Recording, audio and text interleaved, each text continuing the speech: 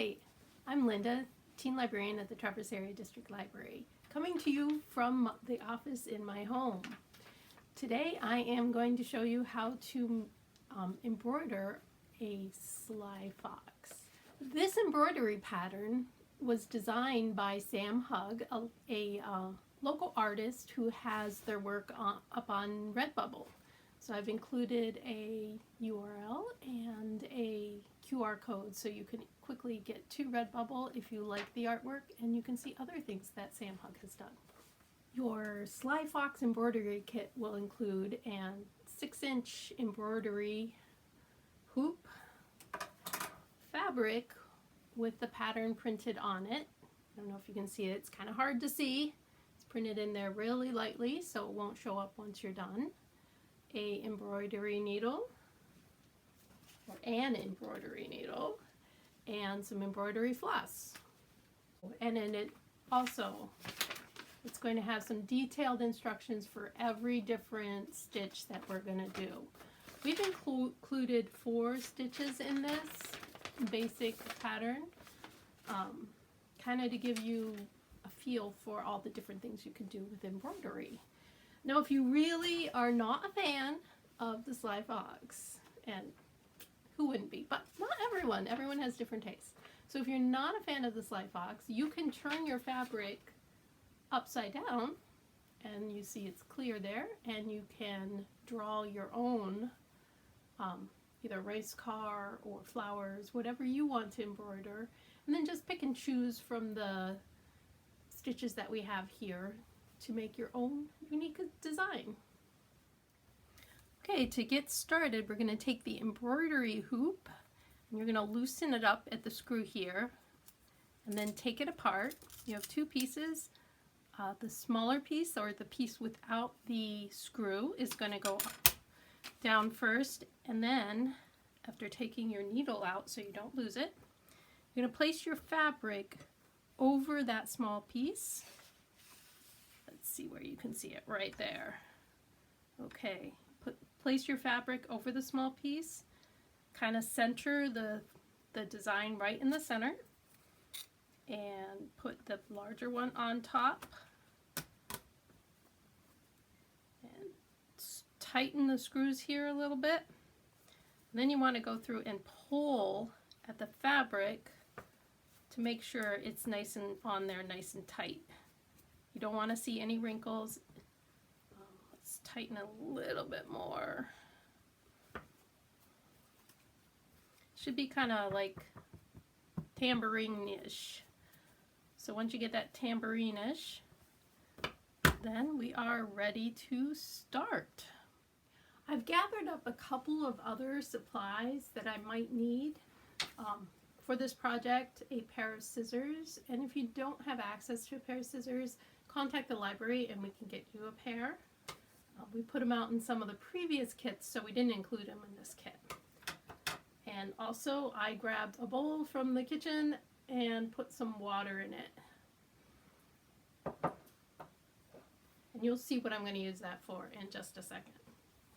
So the first thing you need to do is we're going to start on the outline. So we're going to start with the black. So get yourself a piece of black thread. You don't want it too long because you don't want it to get tangled. You can just always add more as you go.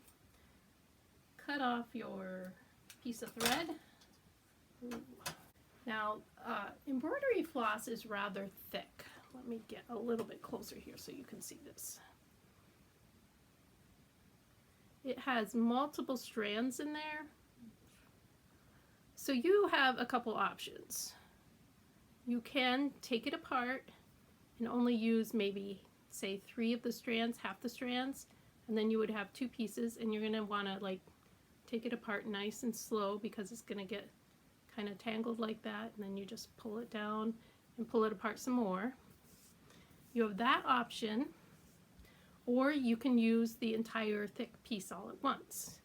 So the difference is, with the thinner option, it's easier to thread the needle, and with the thicker option you may need this water method to thread it. Let me show you what it looks like So see, I've started here. This ear right here has only half of the floss. So this is only three pieces of floss. So I split it in half on that one. And this one here is the entire floss. So the whole piece. I'm going to go with the thicker for now, but you're welcome to do the thinner, especially if you have trouble threading the needle.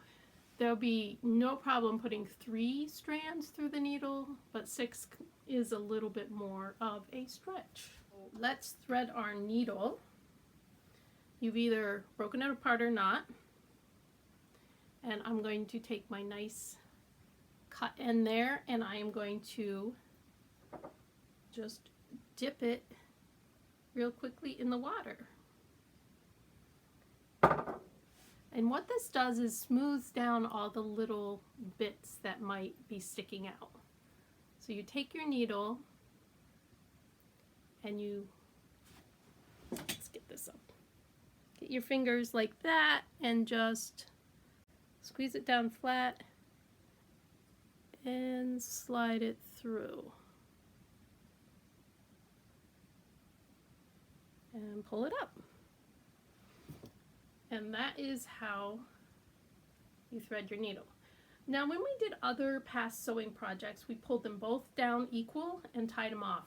We are not going to do that with embroidery because we want to be able to quickly undo a thread if we put it in the wrong spot. Because the whole point is to see all the threads and you want to see every stitch. And if you stitch wrong, it happens. I do it still.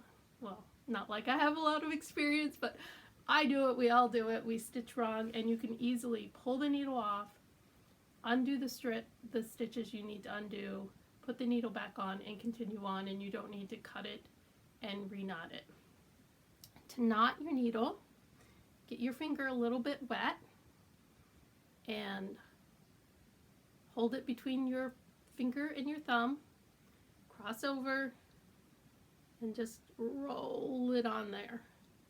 And take your and pull it tight. Now this is a lot easier than with a single piece of thread because it's so much thicker. It's easier to knot, and you get your nice little ball right there. Okay, I'm going to turn the camera back down so we can do some stitches. I am going to start with the lettering. For the lettering we are going to use a split stitch. So take your thread and go start from the back so that your knot will be on the back. I started with probably the most difficult letter, the S. Well, the O is going to be very difficult too because of all the curves. So I'm probably going to start this. Let's do the straight L first and do all the straight parts first before you start doing the curves. I realized after doing this that was probably not the best place to start you. So I'm starting over. We have our knot on the bottom of our thread and we have it pulled up. You can go from letter to letter just by moving your thread over. So let's go to the top of the L, and you're going to turn the thing as you need while you're sewing. So it never has to go straight up or down like it would be when you're drawing. So we come up in the L, and we go back down just a little ways to make our first stitch. And you're not going to pull this too tight. And then you're going to come up in the middle of that stitch. And you're going to split the middle with your needle. Wish I had like a bright colored needle. Wouldn't that be nice? And pull up in the middle of the needle and then just go down one more spot. And continue that to the bottom of the L. Come up in the center. If I use the hole from the last time, it should come up right in the center. There we go. That's better. You're going to do that all the way down the L. creates a kind of a cool effect. All of these different stitches are going to give you slightly different textures. And when you get to the end of the letter, you go down and you just come up to the next letter. So I finished my first word here, and I really don't have enough thread to go much further. So it's time for me to tie it off. If you look at the back, you can see I have some that didn't completely get pulled through where I wasn't careful enough. That's okay, that's not going to affect the pattern itself. It's not going to pull out or anything. So I'm just going to take and weave this thread through a couple things. Weave it through. Make sure you don't push through the fabric, you're just going through the back. Take my needle off and cut the thread. So one more time, how to thread the needle. You want to get yourself a piece of floss. And remember, I am doing the whole piece of floss, not just a portion. Cut the floss. Dip it in the water, get it wet, so it stays nice and smooth. Squeeze it between my fingers so you just have just a little bit there.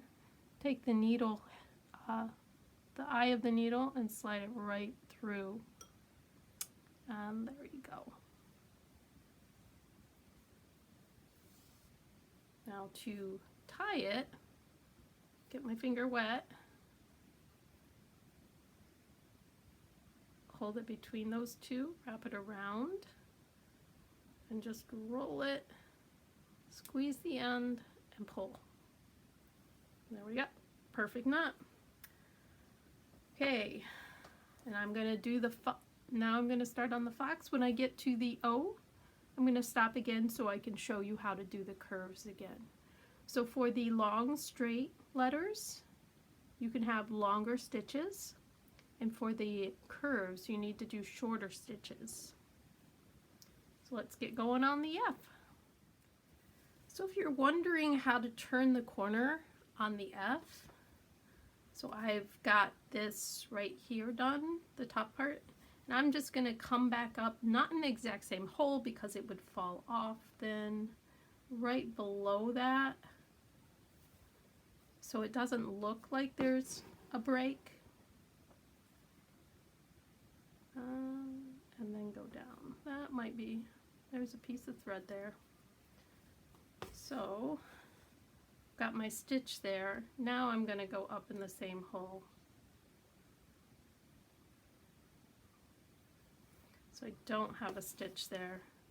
So that ends up doubling this one piece, but that's okay because it just makes it a little thicker and nobody can tell. Then I come back up the center. I'm going to go all the way down to the end of the F and then come back and start here to do the line. I've gotten to the end of my F on the bottom there, and I'm pulling up right in the middle of the threads to continue on. And this will only take a couple stitches to do the rest of the fox, F on the fox.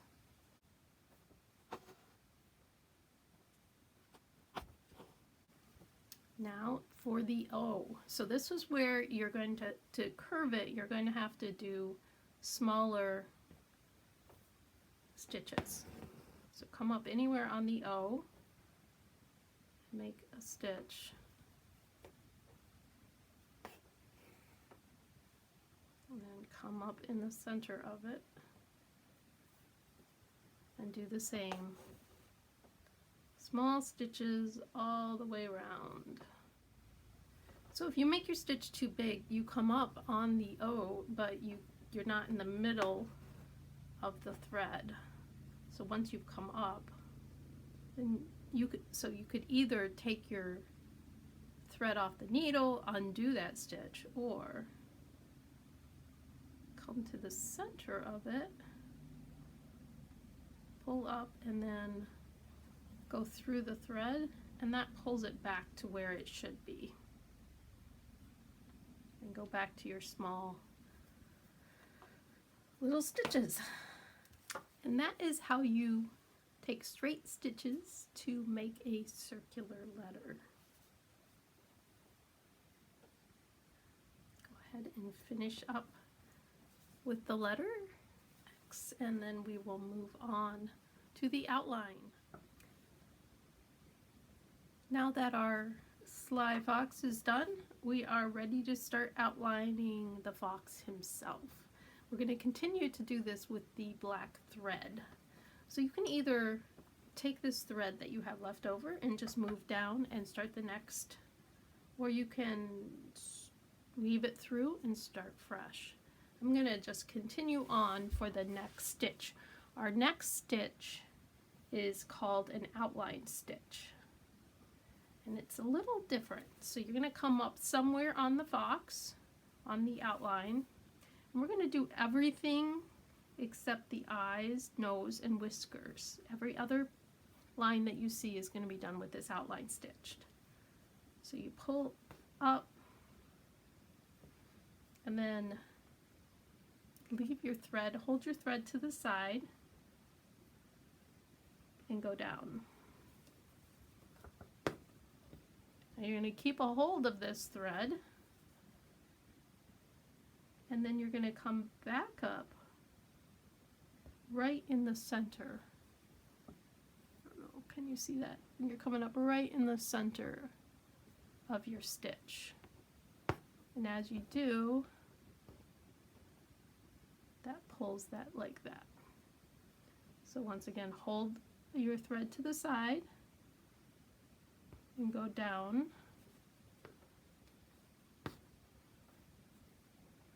And come back up in the center.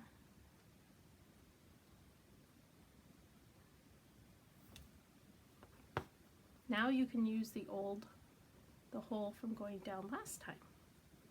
And it's kind of going to create a little whipped type pattern. And once again, you can use longer stitches where you're going straight, and you're going to need to use smaller stitches anytime you have curves. For now, on the outside, you always want your thread to go on the same side the entire time, so it creates the effect.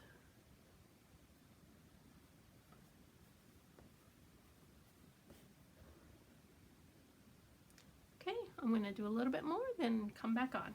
I am running out of floss. So because with each stitch we are coming up through the center, I've just come up and I don't want to go down and then back up again. So I'm going to go back down right where it came up the last time. On the end of that, go back down, and then I'm going to weave it through.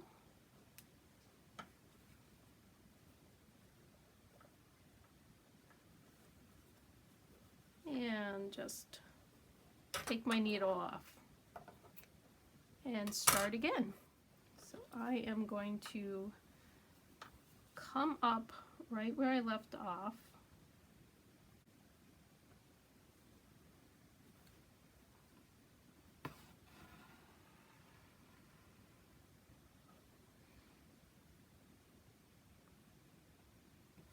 So now it's going to be just like my first time, where I'm going down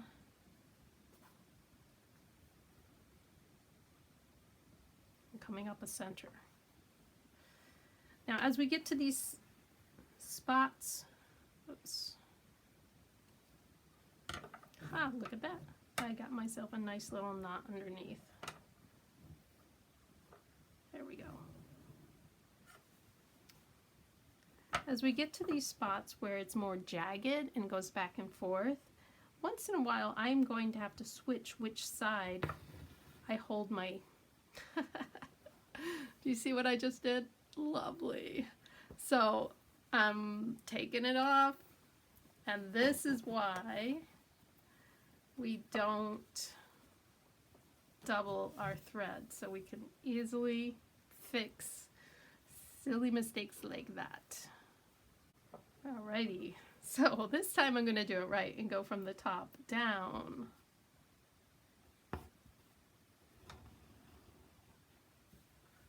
So it's getting to a jaggedy spot, so I'm going to have to take shorter stitches. So if I come up here and just pull it, this line is not going to go back to here. It's going to go, I don't know if you can see that. It's not going to go back to here where it needs to go. It's just going to go straight across. So this time, instead of going the way I normally have been going, I'm going to pull my thread to the opposite side, and that's going to create that dip in.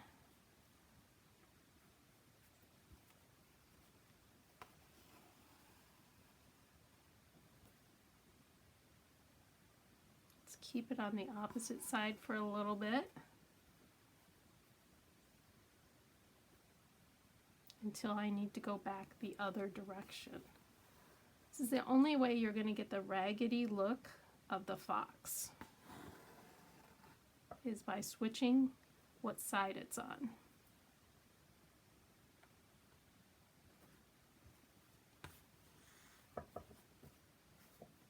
So just kind of like use your best judgment on which side the thread should be coming up on. Now if you notice, this line runs into this line and stops there. So I am probably going to go, when I stop there, then I'm going to go back and I'm going to start up here and go around this way. So it means that my floss on the bottom is just going to jump a little. I want to make sure there is a little bit of space between that line and the eye. And because we're on a fairly comfortable curve, no jagged edges, I'm going to keep everything going to the left. Now it's going to the left from here down, and as you turn, it doesn't like switch to the inside of the fox over here. You just turn your hoop around, so so your thread is always going to the left side when you pull it up in the center, except for when you're doing those jagged bits where it needs to jig and jag different directions.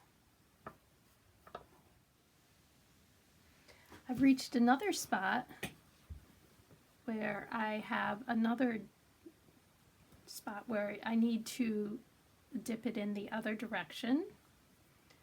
So I'm gonna do my, and I need like a hard turn there. So I'm gonna go down for my stitch, and when I come up right where this thread is here, I'm going to put it on the other side, and that makes a perfect little down and out. So if I go here again, I'm going to keep it on the other side for a little, no, I think I need to put it there. Yep, that was the correct. And if you make the wrong choice, you just undo it and go back to what you need to do. This is where you have a lot more of the jagged area on the inside of the ears. So you're going to be going like back and forth with what side you hold your thread on at the bottom and the top of each peak.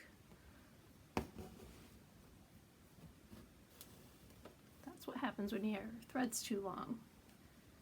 So let's see, we're going to have it on the right for this one.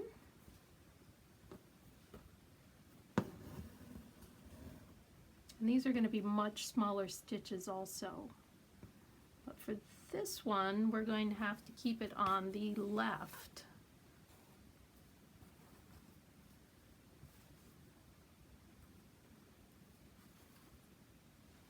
Or to the inside of the fox.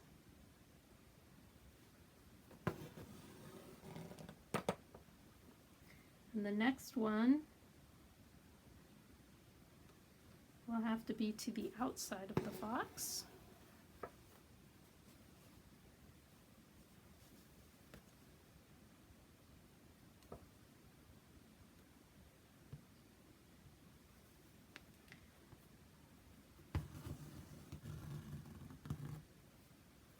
And then to the inside of the fox.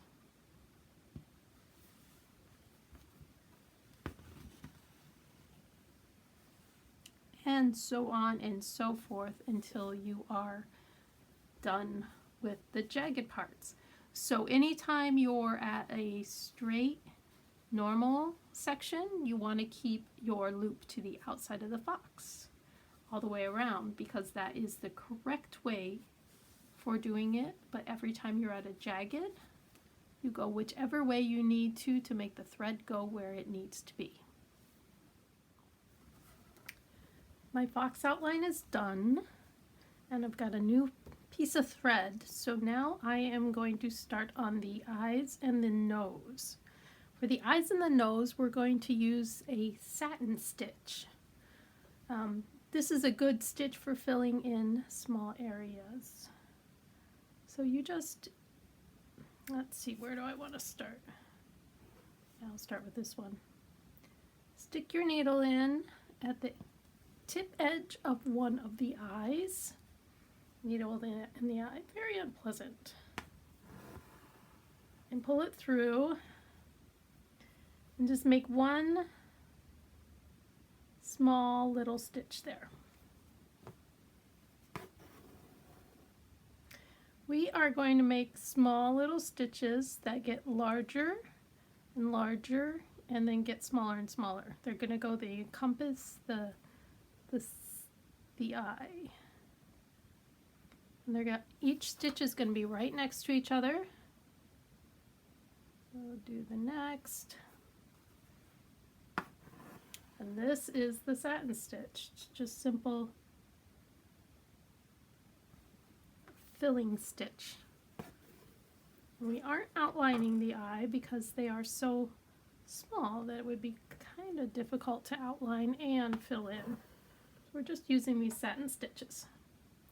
Now, if you do what I just did here, where I left an empty space on accident, I went too far over, you can just go back and fill in that area with another stitch.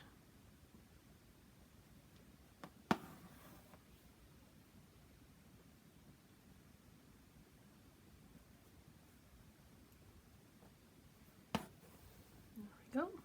We're going to do that all the way down to the end of the eye.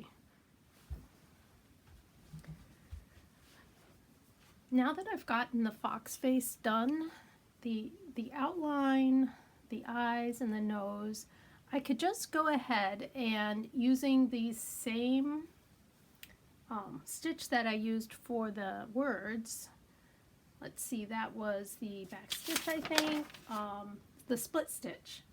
So using the same split stitch that I used at the top, I could fill in the whiskers right here and here with a split stitch and then call it good.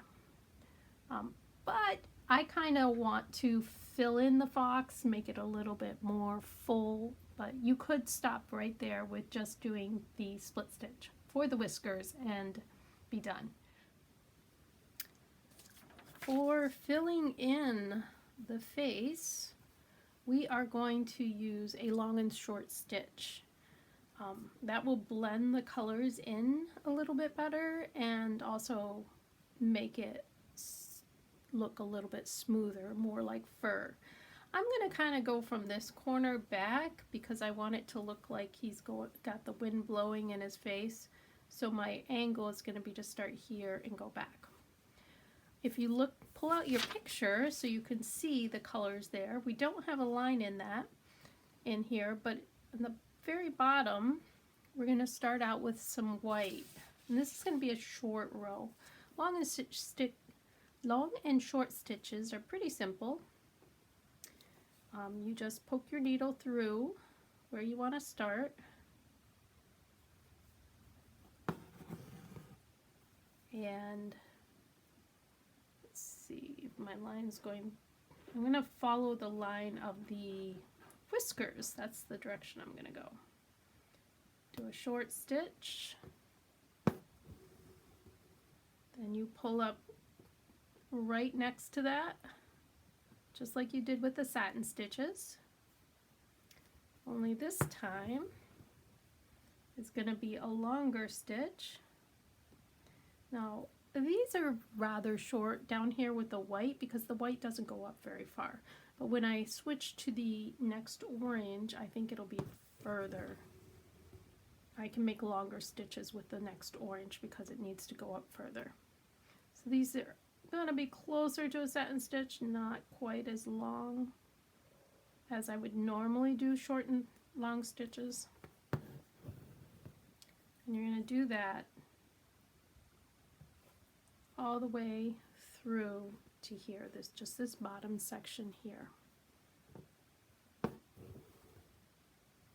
Underneath the nose here, I could not do a long and short stitch. There just wasn't the room, so I just filled it in with a satin stitch there. I started the short, long here, and then I switched to satin. Then I went back to short, long, short, long, short, long, short. Now I'm going to move up, and everywhere there's a short stitch, I'm going to do a long stitch on top of it, and just skip the long ones and do a long, long, long, and then that will create this effect where every other one, kind of like bricklaying, where they don't line them all up. It'll be easier to see once I get through the white, so let me finish up the white and I'll show you with the orange. Everyone has two different shades of orangish colors in their kit. They're all different because they came from a multicolored box. So I am going to put my darker color inside the ears, and I'm going to take my lighter color and I'm going to finish filling this in.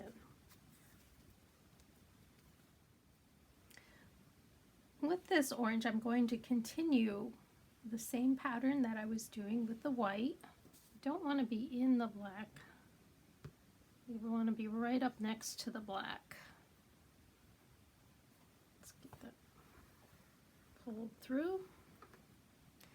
Now some of these that are up on this edge up here going through are going to still be the short, long. But as I do the second rows out, everything that's a second row is going to be all long stitches that only line up to where the shorter is. And that'll make a little more sense here in a second. So I've got to stitch in all the way through. And what this is going to do is it's going to kind of mold into the white that we've already done, give it a gentle transition.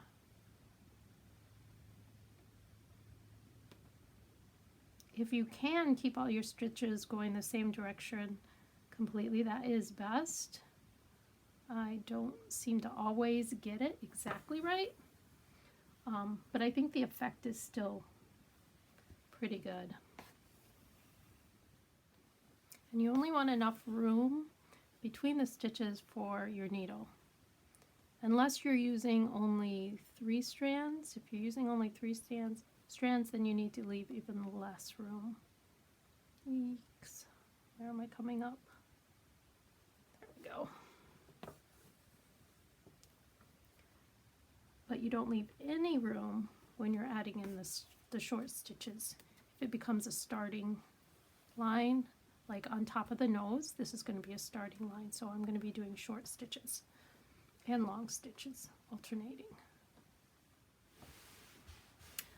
I'm finally getting into where the white is, where the orange meets the white. So I'm going to pull that up. You notice I'm going right over where I want my whiskers to be, so we're going to add them on top. So we're just going to have to try and remember where those were.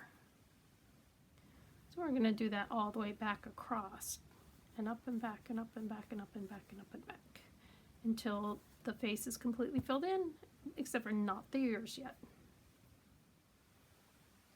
What I want to show you here is every once in a while you're going to have to go back and forth between doing the long short and the satin stitch. Just like I had to do satin stitch here, I had to do a little bit there. And when you come up against the end, you're doing all short stitches to finish it out. And then you're starting again with a short, long, short, long, short, long. And you're going to do that. And so when you come up to the end up here, you use whatever length stitches fits without leaving them way too long that they get loose. Just want to give you a little view of it as we're going along. As you can notice, all my stitches aren't exactly even, which is actually a good thing. If I were getting everything perfectly even, then any little mistake would be visible, but because my stitches are all slightly different lengths, you're not going to notice if there's a little bit mess up if I have to go back and fill in someplace or something like that. The fox is now completely filled in the face. There's one thing that I would do differently if I were to do this again, is I would have followed this pattern, this grain line all the way to here, and then for this ear I would have gone up. I think that would have looked a little bit more natural than continuing the sideways because the ear is kind of set back on the head. That's just if I did it again, so that's a hint for you if you wanted to make it a little bit better than mine. Now I'm going to go and I'm going to use my darker color and I'm going to fill in the ears the same way that I did these. However, I think I'll make it go up and up on both of them. Mr. Fox is almost all done. The only thing I have left to do is the whiskers. Now I took the thread and actually took a couple pieces of floss out so that the whiskers will be a little bit thinner than the letters and the outline on the face. So we're going to do the exact same thing as we did with the letters. Make a stitch. Whoops. Looks like I just unthreaded my needle. Not a problem. And come back up through the center of the stitch and go back down. Here's the difficult part. We need to do these two whiskers and we no longer have the picture, the drawing to go by. So we're going to look at this to see where they started. It looks like one of them was right where the white is. And just make those, had those two whiskers on. Right over top of what we already have. Okay, once the whiskers are done, flip it over and take your thread and just weave it through the same way you did for every other time you ran out of thread. Weave it through anywhere. Isn't the back lovely? Look at all that. And cut it off. My sly fox is now all done. There is one more stitch on your instructions to make little knots that will make little decorations around the outside. You can do that or not. I'm going to leave it off because I like it just the way it is here. Now I could take and if I don't want to use this embroidery hoop again, I can cut the excess fabric around the edges and then just hang it on the wall like this. Or I can take my fox, off the embroidery hoop, just loosen it up there, take it off, and then I can sew this onto whatever I would like a sly fox on. I hope you had fun working on this project with me. Just a few tips that I want to add in is I had a lot of trouble threading the needle with the colored thread. The white and the black was no problem at all. So if you're having trouble, remember you can go down in the number of pieces of floss that you use on the needle. But what I also ended up doing is I would thread half of it through, pull it down and hold it tight, and then thread the other half through so I could get it to get all of it on there. If you use fewer pieces of floss when you're doing the face and the filling in, you're going to have to take more stitches. And also remember, this project might take you a week or so. Don't try to do it in one sitting like I did. Your fingers will be really sore. I did take breaks and read my book and ate lunch, but give yourself a week or two to do this project and keep taking breaks so you won't end up with sore fingers from embroidery. And hope to see you on our next craft project.